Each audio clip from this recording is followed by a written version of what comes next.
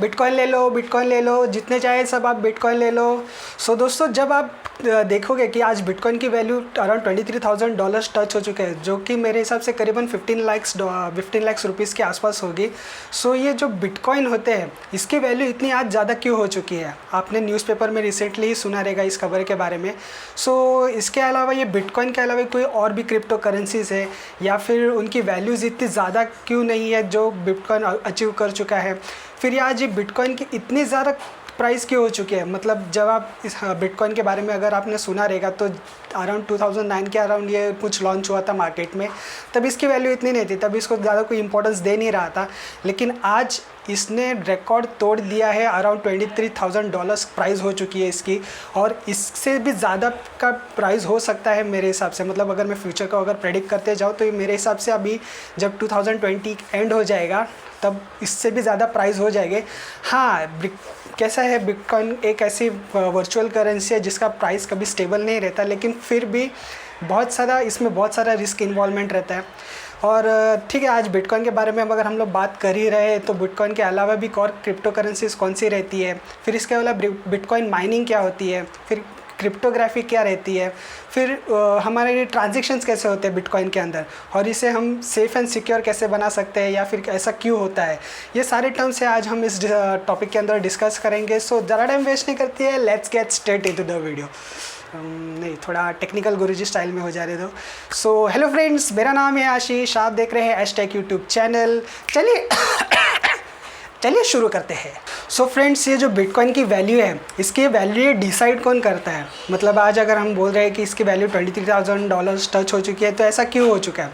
तो इसका मैं एक सिंपल आपको एग्जांपल के साथ समझाता हूँ कि मान लो आप इंडियन सिटीज़न हो, आप इसके पास वॉलेट रहेगा, तो आपके वॉलेट के अंदर कोई ना कोई तो एक पेपर करेंसी रहेगी, जैसे 10 रुपीज़ रहेगा या फिर 100 रुपीज़ रहेगा।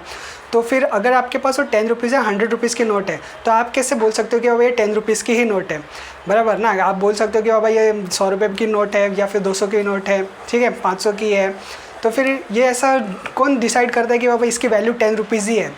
तो इसके लिए हमारे पास है आरबीआई, यानी रिज़र्व बैंक ऑफ इंडिया, जिसने ये जो पेपर करेंसीज़ है वो निकाली, और उन्होंने सीधा डिस्क्राइब कर दिया इसके बारे में कि बाबा डिस्क्रिप्शन दे दिया कि ये 10 रुपये का नोट है और आज से इसकी वैलिड रहेगा करेंसी, ठीक है। तो आप आरबीआई के अंडर बहुत सारे बैंक्स रहते हैं, तो फिर उन बैंक्स के बाद वैलिडेशन आ जाता है, फिर वो जो करेंसीज़ रहती है वो सर्कुलेशन में रहती है। फिर आप उसके साथ कुछ भी करो, आपके पास आपकी सैलरी आ जाती है, ठीक है, आपके अकाउंट में आ जाती है, फिर आप उसका ATM से ट्रांजेक्शन्स भी करते हो, ठीक है। तो इसकी वैल्यूज़ जो रहती है हमारी करेंसीज़ की, उसका जो डिसीजन रहता है वो आरबीआई के ऊपर डिपेंड रहता है, ठीक है। आरबीआई जो रेगुलेशन सेट की है उसके हिसाब से ही इन बैंक को भी ऑपरेट करना पड़ता है, और इस हिसाब से वो अपने सर्विस देते हैं अपने कस्टमर्स को, ठीक है। तो मान लो अगर मेरे पास कोई अकाउंट है, मेरे पास अभी अगर समझो 2000 रुपीज़ मेरे अकाउंट में रहेंगे, ठीक है, और मुझे किसी को 1500 रुपीज़ का ट्रांजैक्शन करना है, तो मैं सिंपली क्या करेगा, उस बैंक का ऐप डाउनलोड करूँगा, उसके अंदर मेरे जो डिटेल्स है वो मैं सब डालूंगा। फिर मुझे जिसे जिसे ये ट्रांसमिट करना है 1500 रुपीज़, उसका मैं अकाउंट नंबर डालूंगा, उसके अंदर जितने भी डिटेल्स है वो सब दे दूँगा, IFSC कोड से लेके सब कुछ दे दूँगा। फिर मैं वो 1500 रुपीज़ उसको ट्रांसफ़र कर दूँगा, और फिर वो बैंक वेरीफाई करेगी कि बाबा हाँ, ये 1500 रुपीज़ का ट्रांजैक्शन हो चुका है, और आपका बैलेंस डिडक्ट करने के बाद इतना बैलेंस बच चुका है, ठीक है। तो इसका कंप्लीट कंट्रोल है आपके पास, और आपके बैंक है उसके पास। तो अगर समझो आपके अकाउंट में किसी ने भी अगर फ्यूचर में फ्रॉड किया, या फिर आपको बिना बताए आपसे कोई पैसे ट्रांजेक्शन कर लिया किसी ने अपने अकाउंट के अंदर, तो आप सीधा जाके बैंक का गला पकड़ सकते हो, बैंक को बोल सकते हो कि बाबा मेरे अकाउंट से इतने पैसे कट हुए जो कि मेरे बिना इजाज़त के ले लिए गए हैं। तो बैंक क्या करेगी, उस ट्रांजेक्शन को रिवर्स कर देगी, आपके अकाउंट को और ज़्यादा सिक्योर बनाएगी। सो इसका मतलब है कि आपका और आपके बैंक का कंप्लीट कंट्रोल है आपके अकाउंट के ऊपर, ठीक है। तो इसी तरह से आपकी जो करेंसी है, आपके जो वॉलेट में जो करेंसी है, उसकी वैलिडेशन होती है कि बाबा। और अगर देखा जाए तो अगर आपके पास कोई 10 रुपये का नोट है, तो आज से 100 साल पहले भी उसकी वैल्यू 10 रुपये ही थी, और आगे से 10 साल बाद या फिर 50-100 साल बाद भी उसकी वैल्यू 10 रुपये ही रहेगी, ठीक है। उसकी वैल्यू कम ज़्यादा नहीं होगी। हाँ, मे भी उसकी कोई नया करेंसी आ जाए, मतलब उसका अपडेशन आ जाए, फिर जितने पुरानी करेंसीज़ है वो सब बैंक वापस रोल आउट कर लेती है, लेकिन जिसकी उसकी वैल्यू 10 की 10 ही रहेगी, ठीक है। लेकिन अगर मैं बात करूँ बिटकॉइन की, तो बिटकॉइन एक पूरा ओपन सोर्स करेंसी है। मैं सीधा बोलता हूँ, आप पूरा एक ओपन सोर्स करेंसी है, किसी का भी इसके ऊपर कोई कंट्रोल नहीं है। इसके ट्रांजैक्शंस भी ओपन सोर्स रहते हैं, मतलब कोई भी थर्ड पार्टी मेरे ट्रांजैक्शंस को देख सकता है, मेरे अकाउंट के अंदर जाके देख सकता है कि बाबा मैंने इतने इतने का ट्रांजैक्शन किया है। लेकिन उससे भी पता नहीं चलेगा कि ये बंदा कौन है, मतलब इसका भले मैं ट्रांजैक्शन कर रहा हूँ लेकिन उससे पता नहीं रहेगा कि ये किसका ट्रांजैक्शन है। तो ये ऐसा क्यों होता है, मैं आपको इसके बारे में बाद में समझाता हूँ। तो इसके वैल्यू जो डिसाइड होती है बिटकॉइन की, वो वैल्यू डिसाइड कैसी होती है, ठीक है। तो इसकी वैल्यू जो डिपेंड होती है वो है डिमांड एंड सप्लाई के ऊपर, ठीक है। तो मान लो अभी मैं आपको एक एग्जाम्पल के साथ समझाता हूँ। तो समझ लो आपने किसी कंपनी के शेयर्स खरीद लिए स्टॉक मार्केट से, ठीक है। स्टॉक मार्केट में आप गए, आपने किसी कंपनी के शेयर खरीद लिए, ठीक है। तो पहले जो कंपनीज आती है वो आईपीओ रहती है, वो अपने उसे इन्वेस्टमेंट चाहिए रहते हैं, वो मार्केट में आती है, ठीक है। जो सेंसेक्स और निफ्टी रहती है, सॉरी जो स्टॉक एक्सचेंज है, जैसे बॉम्बे स्टॉक एक्सचेंज और नेशनल स्टॉक एक्सचेंज है, उनके पास जाते हैं कि बाबा मेरी ये कंपनीज़ है, उसके अंदर मुझे इन्वेस्टमेंट चाहिए। तो वो क्या करेंगे, वो शेयर्स निकालेंगे। तो वो शेयर्स क्या करेंगे, वो एनएससी और बीएसई सबको बेचना चालू कर देते हैं। मतलब उसके अंडर भी बहुत सारे जो ये रहते हैं, मतलब ब्रोकर्स रहते हैं, वो काम करते हैं। तो ऐसे वो शेयर्स का लेन देन होता है। तो जैसे कंपनी को इन्वेस्टमेंट मिल जाती है, मतलब उसके शेयर्स खरीदना स्टार्ट हो जाते हैं, उसकी उतनी वैल्यू आ जाती है, तो आईपीओ पूरा कट ऑफ हो जाता है। और जितने भी जो शेयर्स रहते हैं, जो मार्केट में घूमते रहते हैं, वो डिमांड एंड सप्लाई के ऊपर बेस्ड रहते हैं। मतलब जो यूज़र्स के जो डीमैट अकाउंट के अंदर वो जो शेयर्स पड़े हैं, तो उसके डिमांड एंड सप्लाईज के ऊपर उसकी वैल्यू बेस्ड होती है। तो मैंने समझो 500 रुपये का आज उसका शेयर का वैल्यू रहेगा, तो मान लो अगर उसका डिमांड कल बढ़ गया तो उसका वैल्यू 1000 रुपये भी हो सकता है। तो आप उस टाइम बेच के उसे 1000 रुपये भी आपके अकाउंट में आ सकता है।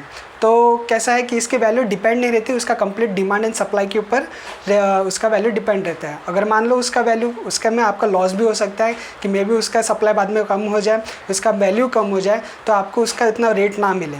सिमिलर केस बिटकॉइन के साथ भी है। और बिटकॉइन का रेट बहुत ज़्यादा फ्लक्चुएट होता है, +10% से भी बहुत ज़्यादा उसका फ्लक्चुएशन हुआ है। हाँ, जब इनिशियली इसका जब लॉन्च हुआ था तब उसका वैल्यू बहुत कम था, मतलब किसी ने ज़्यादा इंपॉर्टेंस नहीं दी थी, तो उसका वैल्यू बहुत कम था। लेकिन आज इसकी वैल्यू इतनी ज़्यादा बढ़ चुकी है, यानी इतनी हाइप क्रिएट हो चुकी है मार्केट में कि सब लोग बिटकॉइन के पीछे भाग रहे हैं कि चलो भाई बिटकॉइन लेना है, बिटकॉइन लेना है, बिटकॉइन लेना है। लेकिन ये बिटकॉइन में अगर आप इन्वेस्ट कर रहे हो तो उसके साथ रिस्क भी बहुत ज़्यादा हो जाता है। तो ये रिस्क ज़्यादा क्यों हो जाता है? और अगर आप माइनिंग के थ्रू अगर आप बिटकॉइन लेना चाहते हो तो आप कैसे कर सकते हो, मैं आपको पूरा स्क्रीन में पूरा मैं समझा के सिखाऊंगा कि बाबा ये कैसा काम करता है और इस मतलब ये ट्रांजैक्शंस कैसे क्रिएट होते हैं और इसके ब्लॉकचेन का इसके अंदर कैसा यूज़ होता है। ठीक है, तो मैं अभी आपको इसका नेक्स्ट में आपको ये पूरा समझा देता हूँ। सो दोस्तों, आज जो बिटकॉइन की वैल्यू है वो बहुत ज़्यादा हो चुकी है और इसका रीज़न मैंने अभी आपको बता दिया कि इसका डिमांड बहुत ज़्यादा है, इसलिए इसकी वैल्यू भी बहुत ज़्यादा बढ़ गई है, पूरा हाइप क्रिएट हो चुका है मार्केट के अंदर। ठीक है, तो अब ये बिटकॉइन के ट्रांजैक्शंस कैसे होता है, क्योंकि जैसे मैंने पहले कहा था कि ये पूरा ओपन सोर्स करेंसी है, तो इसकी जो पूरा करेंसी है वो इंटरनेट पर फैला हुआ है, मतलब एक वर्चुअल डिसेंट्रलाइज्ड करेंसी है जिसका किसी का इसके ऊपर कंट्रोल नहीं है। और इसका मैं ओरिजिन के बारे में बताऊँ, इसका ओरिजिन जो था वो सतोशी नाकामोटो ने किया था। लेकिन ये सतोशी नाकामोटो कौन है, ये ग्रुप ऑफ पीपल है या फिर कोई एक पर्सन है, ये किसी को नहीं पता। उन्होंने सिर्फ एक पब्लिश कर दिया, एक पेपर पब्लिश कर दिया कि अब एक पीयर टू पीयर नेटवर्क के थ्रू हम किसी का एक ट्रांजेक्शन कर सकते हैं, और उस टाइम जन्म हुआ बिटकॉइन का। ठीक है, तो ये बिटकॉइन एक पहली क्रिप्टो करेंसीज थी जो मार्केट में सर्कुलेट हुई। तो मार्केट में मतलब ये वर्चुअली इंटरनेट पे सर्कुलेट हुए। वैसे ही अभी आपके पास अगर आप कोई वॉलेट रहेगा, आपके पास पेपर करेंसी रहेगा, तो आप सिंपली क्या करोगे, उस पेपर करेंसी को उस वॉलेट में रखोगे और आप लेके घूमते रहोगे कहीं भी। ठीक है, लेकिन ये जो क्रिप्टो करेंसी है बिटकॉइन, इसको भी आपको कहीं पे रखना पड़ता है और इसका यूज़ होता है वॉलेट का। और ये जो वॉलेट रहते हैं ये भी वर्चुअली क्रिएट होते हैं, उस वॉलेट के अंदर आपको बिटकॉइन स्टोर करने पड़ते हैं। और कल अगर समझो कि आपके वॉलेट में से किसी ने वो बिटकॉइन चुरा लिया, तो आपको कोई भी इसका ट्रांजैक्शन नहीं मिलेगा, या फिर किसी का भी आप गला नहीं पकड़ सकते हो इसके अंदर कि बाबा तूने मेरे वॉलेट से मेरा वो पैसे ले लिया है, मेरे बिटकॉइन ले लिया है, तो मुझे वापस दे। क्योंकि ये पूरा ओपन सोर्स है, किसी का इसके ऊपर कोई कंट्रोल नहीं रहता। आप किसी के पास जा नहीं सकते, ना आप किसी के खिलाफ इसका पुलिस कंप्लेंट भी कर सकते हो, क्योंकि यहाँ पे एक्सेप्टेंस ही नहीं है इस करेंसी को। ठीक है, क्योंकि आप मतलब आप देख के चलो ना कि अगर मैं कोई बिटकॉइन अगर मैं ले लेता हूँ अपने अकाउंट में, ठीक है, उसका वैल्यू है 15 लाख रुपीज़, तो अभी ये गवर्नमेंट ऑफ इंडिया ने तो इसका एक्सेप्टेंस दी ही नहीं है, क्योंकि वो तो अपना जो नॉर्मल पेपर करेंसी है उसका वैलिडेशन वो देते हैं। बिटकॉइन के ऊपर किसी का कंट्रोल नहीं है, इसलिए वो क्यों एक्सेप्ट करेंगे। तो आपकी ना कोई कंप्लेंट आपको सुनने वाला रहेगा, तो जितना भी अल्टीमेट लॉस है वो आपका ही रहेगा। ये आपके ऊपर डिपेंड करता है कि आपको इसके अंदर इन्वेस्ट करना है या नहीं करना है। मेरे हिसाब से अगर आप मेरा पर्सनल ओपिनियन लेते जाओ तो ये बिटकॉइन के अंदर बिल्कुल भी इन्वेस्टमेंट मत कीजिए।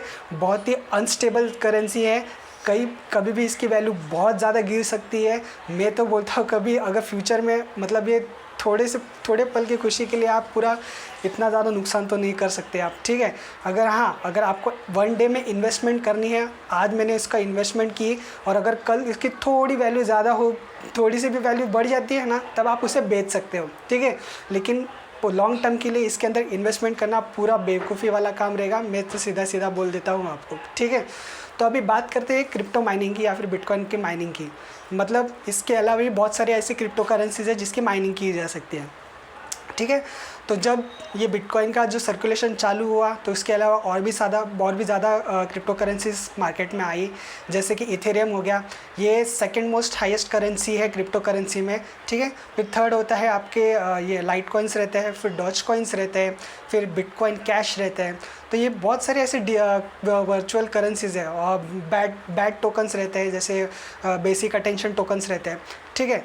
तो हर एक कंपनी ने अपने अपने क्रिप्टो करेंसीज निकाली। फिर ये इसका भी वैल्यू जो डिमांड एंड सप्लाई के ऊपर ही डिपेंड करता है, लेकिन इतनी हाइप इसके क्रिएट नहीं हुई कि उन्होंने इतना ज़्यादा अटेंशन नहीं पाया। हाँ, इसकी वैल्यू भी ओके है, मतलब ज़्यादा कम नहीं ना ज़्यादा ऐसा, मतलब ओके आप खरीद सकते हो इसका। लेकिन आप ऐसा नहीं कि अगर आप बिटकॉइन खरीदने जाओ तो आपको डायरेक्ट 15 लाख रुपए देने पड़ेंगे, फिर मे भी आपको मिलेंगे या नहीं मिलेंगे, डिपेंड नहीं, मतलब मैं कुछ बोल नहीं सकता इसके बारे में, क्योंकि बहुत ज़्यादा अनस्टेबल करेंसी है, ठीक है। लेकिन इसके अलावा भी आपको अगर बिटकॉइन को अगर ख़रीदना है तो एक काम कर सकते हो आप बिटकॉइन माइनिंग के थ्रू खरीद सकते हो, खरीद भी नहीं सकते, सॉरी, बिटकॉइन माइन कर सकते हो। सो फ्रेंड्स, आप इस बिटकॉइन को माइन कैसे कर सकते हो, ठीक है। तो इसके लिए भी एक प्रोसेस रहता है। जैसा कि आप अभी समझ सकते हो कि अगर कोई एक कोयले की खदान है या फिर कोई सोने की खदान है, तो वर्कर्स क्या करेंगे, उस माइन के अंदर जाएंगे, फिर उसके अंदर जो जितना भी सोना है या फिर कोयला है वो सब बाहर निकालेंगे, फिर उसे प्रोसेस करेंगे और फिर उसे बेचेंगे। बिटकॉइन के केस में भी ऐसा ही होता है कि समझ लो अभी मेरे पास कोई एक बिटकॉइन है और मुझे किसी को वो भेजना है, ठीक है। तो जो पर्सन भी रहेगा उसका मैं वॉलेट एड्रेस ले लूँगा। तो वॉलेट एड्रेस में अपने जो ट्रांजेक्शन का जो पेज रहता है उसके अंदर डालूंगा। वो वॉलेट एड्रेस में डालने के बाद एक 1 बिटकॉइन का ट्रांजेक्शन इनिशिएट करूँगा। फिर वो जो ट्रांजेक्शन रहता है वो अल्टीमेटली चला जाता है ब्लॉकचेन के अंदर। अब ब्लॉकचेन क्या होता है, इसके लिए मैं आपको अभी एक्सप्लेन नहीं कर सकता क्योंकि वीडियो बहुत लंबा हो चुका है। अगर आपने मैंने ऑलरेडी इसके ऊपर ब्लॉकचेन के ऊपर वीडियो बनाया हुआ है, अगर आपने नहीं देखा है तो आपको इसको मैं डिस्क्रिप्शन में लिंक दे दूँगा, आप वहाँ पर जाकर चेक कर सकते हो, ठीक है। तो ये ब्लॉकचेन के अंदर जब चला जाता है ट्रांजेक्शन, तो अभी उस ट्रांजेक्शन को वेरीफाई करने के लिए भी बहुत सारे लोग चाहिए रहते हैं। मतलब वो अभी यहाँ से मैं अगर मैंने इनिशिएट किया तो उस वॉलेट एड्रेस तक पहुँचने के लिए मैं डायरेक्टली एक ट्रांजेक्शन इनिशिएट करने के बाद उसे वेरीफाई करना पड़ता है। अभी आप सेम वैसी सिचुएशन, जैसे आप किसी को 1500 रुपये भेज रहे हो और फिर वो बैंक वेरीफाई करने के बाद ही उसके अकाउंट में पैसे चले जाएंगे, ठीक है। क्योंकि वेरीफाई करना मतलब क्या होता है कि आपके पास बिटकॉइन है या नहीं। आप अगर किसी को 1 बिटकॉइन भेज रहे हो तो आपके वॉलेट में बिटकॉइन है या नहीं, ये देखने के लिए वेरीफाई करना पड़ता है। तो जब वेरीफाई हो जाता है तो वो वेरीफाई कौन करता है, वो करते हैं माइनर्स। अभी समझ लो मैं माइनर कैसे बन सकता हूँ, तो मैं माइनर्स इस प्रकार बन सकता हूँ। जैसे कि अभी मेरे पास एक कंप्यूटर होगा जिसकी कंप्यूटेशनल पावर बहुत ज़्यादा है, ठीक है। मेरे पास अच्छा रैम है, मेरे पास अच्छा इंटरनेट कनेक्शन है। तो मैं क्या करूँगा कि बाबा मैं अपना जब कंप्यूटर ब्लॉकचेन के अंदर लगा दूँगा, जैसे ही कोई ट्रांजेक्शन इनिशिएट होता है तो मैं अल्टीमेटली वो ट्रांजेक्शन मेरे पास आ जाएगा। मेरा कंप्यूटर क्या करेगा, उसमें कॉम्प्लेक्स एल्गोरिदम्स रहते हैं, तो वो कॉम्प्लेक्स एल्गोरिदम सॉल्व करने लग जाता है। मतलब पजल टाइप रहता है। तो जितना ज़्यादा IQ लेवल वो कंप्यूटर का रहेगा, जितना ज़्यादा वो उसका हैश रेट रहेगा, उतना ज़्यादा वो कॉम्प्लेक्स प्रॉब्लम्स को सॉल्व करते जाता है। जितना जल्दी सॉल्व हो जाएगा उतना जल्दी ट्रांजेक्शन वेरीफाई हो जाएगा, उतना जल्दी ट्रांजेक्शन वेरीफाई होने के बाद वो सामने वाले को उतना बिटकॉइन रिसीव हो जाएगा। लेकिन एक यहाँ पे कैच है कि जैसे ही वो ट्रांजेक्शन इनिशिएट करता है, अगर ट्रांजेक्शन वेरीफाई होता है तो उसके ऊपर लगती है ट्रांजेक्शन फ़ीस। तो ट्रांजेक्शन फ़ीस कुछ भी हो सकती है, 0.004, 0.005 ऐसा कुछ हो सकता है। तो जो ट्रांजैक्शन फ़ी है वो जो माइनर वेरीफाई करता है उसे मिलती है। अभी ऐसा नहीं है कि बाबा वो अगर मैं एक ही माइनर रहूँगा तो मेरे को ही वो ट्रांजैक्शन आ जाएगा, ऐसा नहीं रहता। बहुत सारे माइनर्स रहते हैं। अगर कोई भी एक ट्रांजैक्शन इनिशिएट होता है तो उसके लिए सब झपट पड़ते हैं उस ट्रांजैक्शन के लिए कि बाबा, क्योंकि सब लोग यहाँ पे बिटकॉइन कमाना चाहते हैं। तो वो झपट पड़ने के बाद जो माइनर का कंप्यूटेशनल पावर बहुत ज़्यादा रहेगा, जो उसका कंप्यूटर सबसे ज़्यादा फास्ट चालू करेगा काम, जो क्रैक करेगा उस कोड को, उसे ही वो बिटकॉइन मिलेगा। तो ऐसे करके बहुत सारे माइनिंग प्रोसेसेस रहते हैं। मैं आपको अगले वीडियो में आपको ये बताने वाला हूँ। अगले वीडियो मीन्स इसके भी नेक्स्ट थोड़ी देर में ही बताऊंगा। अपने मोबाइल स्क्रीन पे लेके जाके कि मैं बिटकॉइन कैसे माइन कर सकता हूँ, या फिर कोई और क्रिप्टो करेंसी रहेगी तो इसे माइन कैसे कर सकता हूँ, ठीक है। तो अभी इसके अलावा मैं आपको बता देता हूँ कि जैसे ही हमारे पास अगर कोई रुपीज़ है, ठीक है, तो उसी रुपीज़ को हम लोग फ्रैगमेंट भी कर सकते हैं। आप पहले अगर यूज़ किए रहेगा तो आपके पास 4 आना रहेगा, 8 आना रहेगा, फिर 1 रुपया आता है। वैसे ही जो बिटकॉइन है उसको 8 अलग अलग वैल्यूज़ में डिसाइड करते हैं। अगर इसका पास आपके पास एक सतोशी है, मतलब जिसने इसको इन्वेंट किया था उसका नाम सतोशी नाकामोटो था। ये मुझे नहीं पता कि ये कौन है, क्या है, ग्रुप ऑफ पीपल है, लेकिन उसको जब आपके पास ऐसा 0.1 ऐसा 0.00001 ऐसा जब आपके पास कोई अर्निंग होती है तो उसे कहता है 1 सतोशी। 2 आए तो 2 सतोशी, 3 आए तो 3 सतोशी। ऐसे आपको जीरो के बाद 8 डिजिट्स, 0 पॉइंट के बाद 8 डिजिट्स ऐसे कमाने पड़ते हैं ताकि आपको एक 1 बिटकॉइन मिले। फिर वो जब 8 डिजिट्स का कंप्लीट करने के बाद आप पूरा सब कंप्लीट ट्रांजेक्शन करते हो तो आपको एक 1 बिटकॉइन मिलता है, ठीक है। तो ठीक है, अभी वीडियो भी बहुत लंबा हो चुका है। अगर इसका पार्ट बनाना पड़ेगा तो मैं बनाऊँगा। तो मैं आपको चलता हूँ अपनी मोबाइल स्क्रीन के ऊपर। सो फ्रेंड्स, आप देख सकते हो कि मैं अपने आ गया हूँ मोबाइल के स्क्रीन के ऊपर। इसमें मैं आपको बताने वाला हूँ कि मैं बिटकॉइन या फिर अदर क्रिप्टो करेंसीज माइन कैसे करता हूँ। बेसिकली मैं अभी बिटकॉइन माइन नहीं कर रहा हूँ, मैं फ़िलहाल बिटकॉइन कैश और जो लाइट कॉइन्स है, ये जो क्रिप्टो करेंसीज है वो माइन कर रहा हूँ। तो वो कैसे होते हैं मैं आपको बता देता हूँ। अभी फ़िलहाल मैं जा रहा हूँ अपने ब्रेव ब्राउज़र के ऊपर, ठीक है। तो यहाँ पे मैंने जैसे ही क्लिक किया तो मैंने बहुत सारे साइट्स के ऊपर मैंने लॉगिन करके रखा है और हर एक साइट के ऊपर मैं अपना माइनिंग प्रोसेस चालू कर चुका हूँ, ठीक है। तो जैसे आप देख सकते हो कि यहाँ पे मेरी पहली साइट जो है वो है मोर मनी, और यहाँ पे अगर आप देख सकते हो तो मैं ये ओपन कर देता हूँ। यहाँ पे अर्न BTC करके है और ये मेरा डैशबोर्ड। तो अर्न BTC पे मैं क्लिक करूँगा तो यहाँ पे आते हैं फॉसेट या फिर ये PTC एड्स आते हैं, यानी पेड टू क्लिक एड्स। इससे आप अपना जो 1 सतोशी रहते हैं वो कमा सकते हो, ठीक है। तो मैं अभी आपका मेरे डैशबोर्ड के ऊपर लेके चलता हूँ। तो जैसे कि आप यहाँ पे देख सकते हो कि मेरे पास अकाउंट बैलेंस 2388 बिट्स है। बिट्स का मतलब यहाँ पे सतोशी ही होता है। और अब मैंने जैसे पहले आपको बोला था कि यहाँ पे 8 डिजिट्स का यहाँ पे वैल्यू रहता है 0 पॉइंट के बाद। तो जैसे आप देख सकते हो 0.00002388। तो मेरे पास अभी फ़िलहाल 2388 सतोशीज़ है, ठीक है। तो ये अभी आपका एक डाउट क्लियर हो गया। तो मैं अभी बताता हूँ कि मैं माइन कैसे करता हूँ। यहाँ पर देखिए, ये मेरा लाइट कॉइन के लिए मेरा साइट है। तो ये यहाँ से मैं लाइट कॉइन को माइन कर सकता हूँ। फ़िलहाल मेरे पास 15,330 LTCs हैं।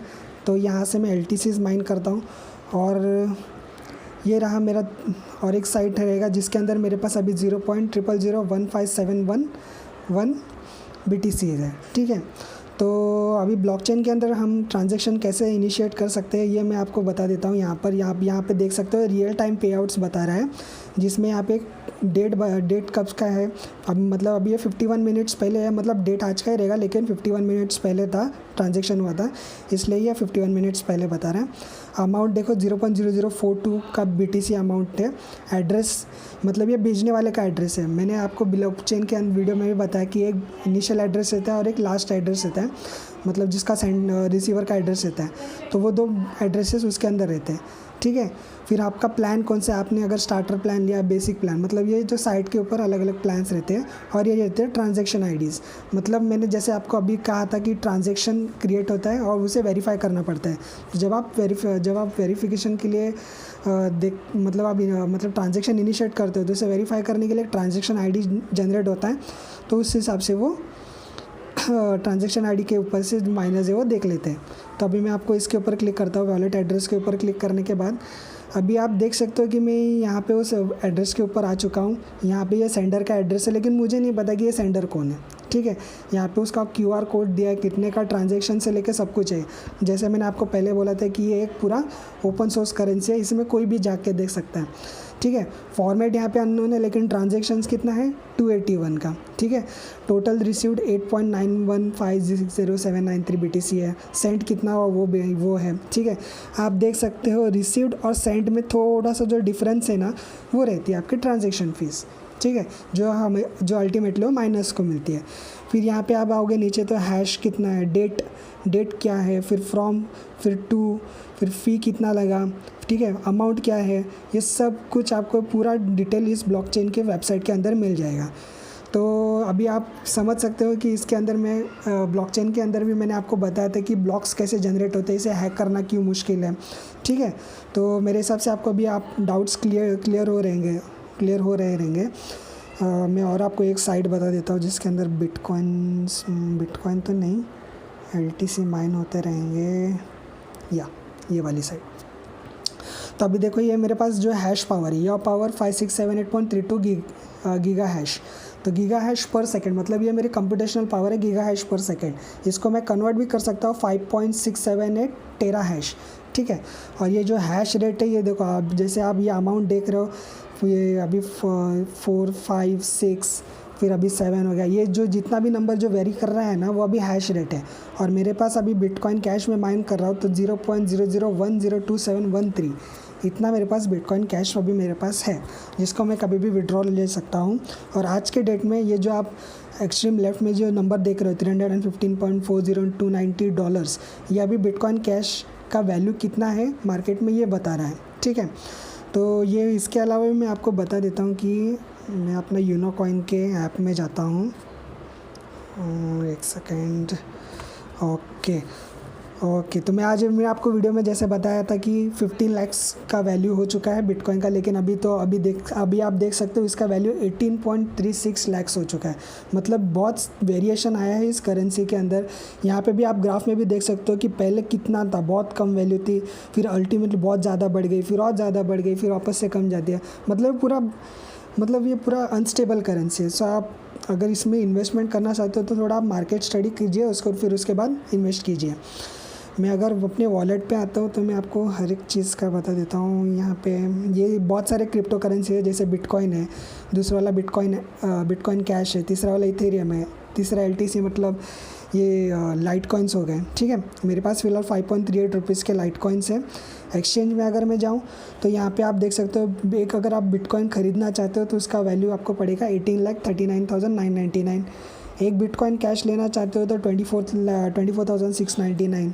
इथेरियम लेना चाहते हो तो 50,825, ठीक है। तो ऐसे वैल्यूज़ आपकी जो है बिटकॉइंस के अंदर, या फिर बिटकॉइन कैश, इथेरियम लेने के लिए अगर आप देख सकते हो तो आप मार्केट स्टडी कर सकते हो और इस हिसाब से आप इसमें इन्वेस्टमेंट कर सकते हो, ठीक है।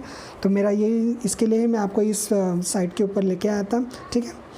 सो दोस्तों ये पूरा डिस्क्रिप्शन था बिटकॉइन के बारे में, और मेरे हिसाब से अभी आपको पता चल गया रहेगा कि बिटकॉइन क्या रहता है और उसके दूसरे क्रिप्टो करेंसीज़ के बारे में आपको इन्फॉर्मेशन मिल गई रहेगी, ठीक है।